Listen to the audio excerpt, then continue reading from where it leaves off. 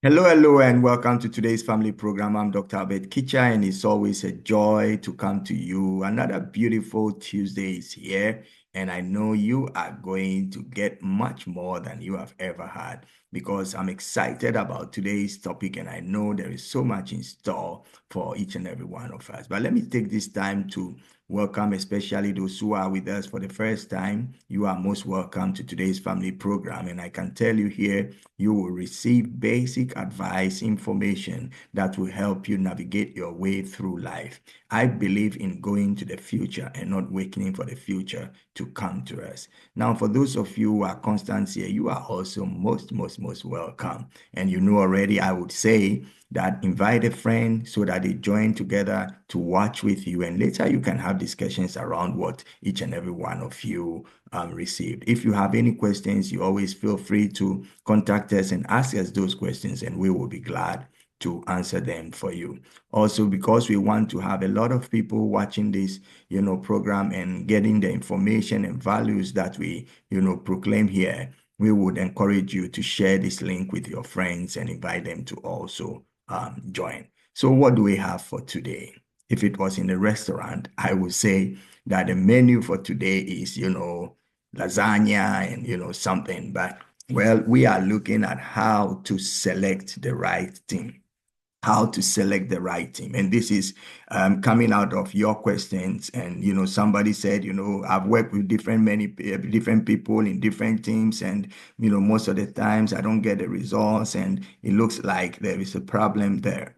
And I think one of the main things that disturbs when people are working together is trying to get the right team. And so we are going to talk about how to get the right team.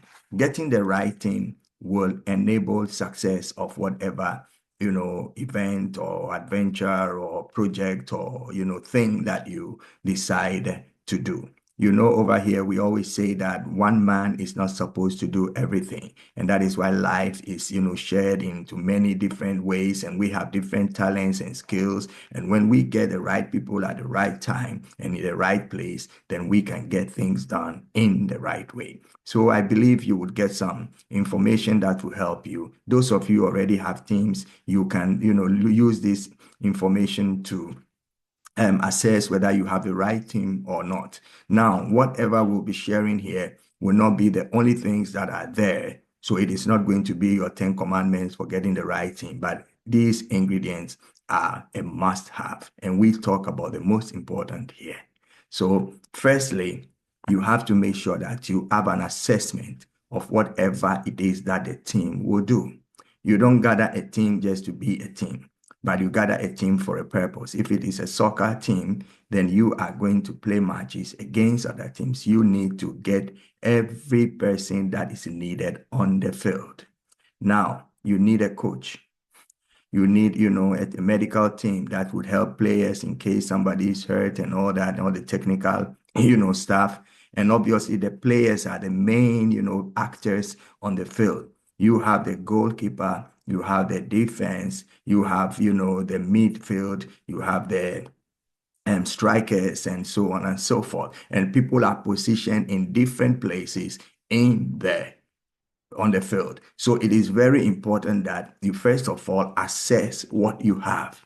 Whatever you determine to do, if you don't assess if you have all the ingredients or what is necessary to get it done, then you are already failing. You cannot get a team before thinking of what you need to do. What you need to do will determine the kind of team that you bring on board. So assessment of your needs will answer the question, who do I need?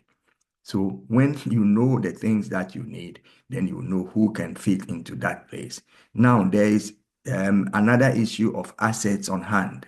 Assets on hand is who is ready or who is available. You don't just, tell people, yeah, well, I want to have a team and I'm bringing you on board.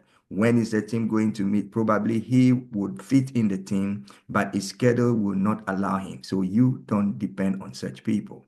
You have a time schedule, you have, where to go to, and then you bring on board the people. So your asset on hand is very important. Who do you have that is ready, that is willing, and also jumping on board straight away. And then you go to the third point, which will be the ability. The ability, because it is skills, it is talents, it is know-how, it is how-to that you need in order to get things done. So you don't just bring people on board because we need 10 people, or if it is a soccer game, once again, 11 players on the field. So you get 11 people. You cannot mix men and women in a football team. Usually professional football teams requires that women's team are separate and men's team are separate. So if you just get 11 people spanning from 100-year-olds to 2-year-olds, you already have a failing team. So the ability of the people, the candidates, is very important. And that is where you know who you have. So you have to make sure that you are getting the right people. We're talking about how to select the right thing. And when we talk about selecting, it means you have options. Out of 10, you are looking for just one. Out of 500, you are looking for two.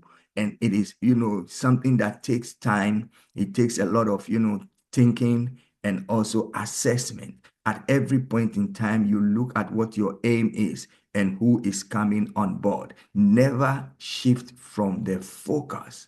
The focal point is what is to be done. That is the main thing. That is the most important thing. So you don't have to forget about that. When you're looking after the people, you are going after the team, you need to know what is it that we want to do.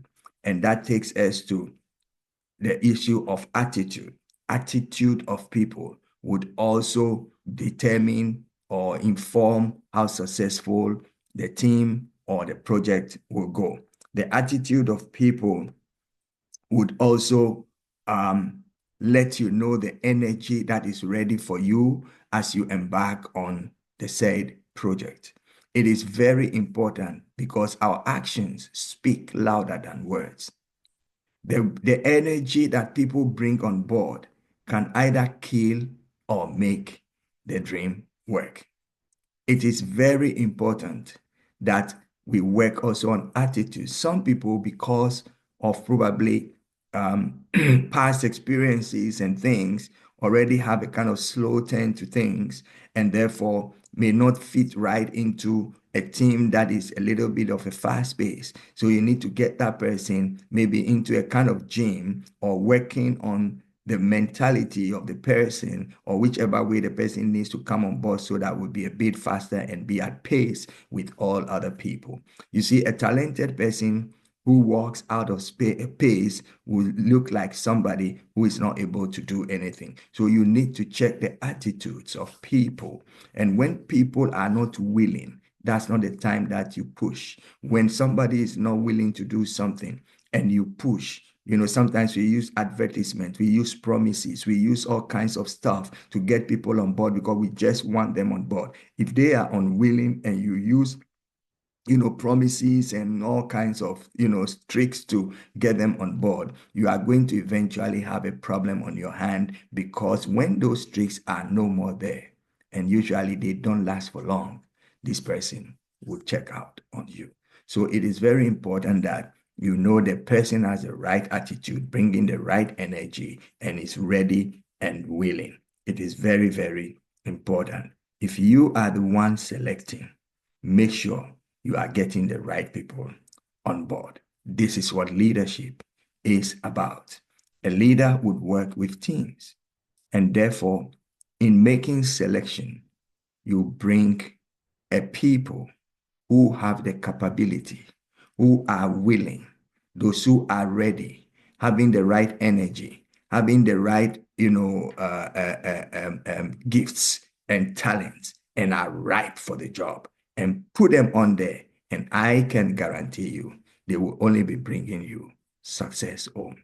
This is today's family program. I'm Dr. Albert Kitcher, and if you just tuned in, this is a program that is aimed at giving you nuggets for your daily walk and relationship with people. Today's family is interested in seeing everybody in our society up and running and releasing and using their full potential so that life will be satisfying, encouraging, and fulfilling for everyone who belongs to society. We cannot do anything by ourselves. We need others. the same way others need us.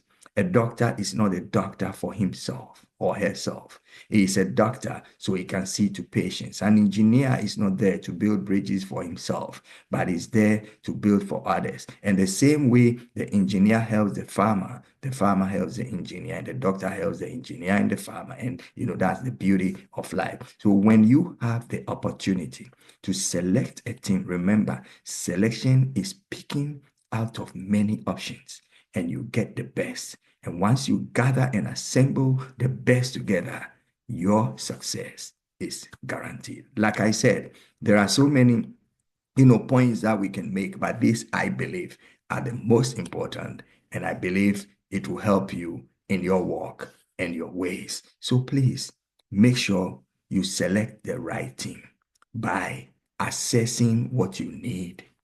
Also, knowing the kind of people you have on board, the assets. Don't recruit liabilities. You only spend on them. Also, make sure that you get able people with the ability, not liability, but ability people. And also those who bring the right energy on board, having the right attitude.